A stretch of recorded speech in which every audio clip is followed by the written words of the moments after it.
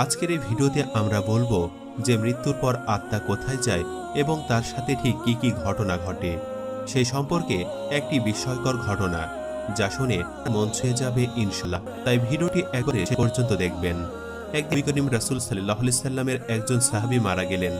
রাসূল পাক সাল্লাল্লাহু আলাইহি সাল্লাম ওনার জানাজা পড়ালেন। তারপর একদল সাহাবী মৃতদেহ কবর দেওয়ার জন্য কবরস্থানে নিয়ে আসলেন। সবার সাথে আমাদের নবী রাসূল সাল্লাল্লাহু আলাইহি সাল্লাম হেঁটে হেঁটে আসলেন। কবরস্থানে এসে দুইজন সাহাবী কবর খুঁড়তে শুরু করলেন। কবরস্থানে উপস্থিত সবাই মৃতদেহকে ঘিরে বসে আছেন। কবর খনন শেষ না হওয়া পর্যন্ত অপেক্ষা করছেন। সবাই চুপচাপ, নীরব ও শান্ত একটি পরিস্থিতি।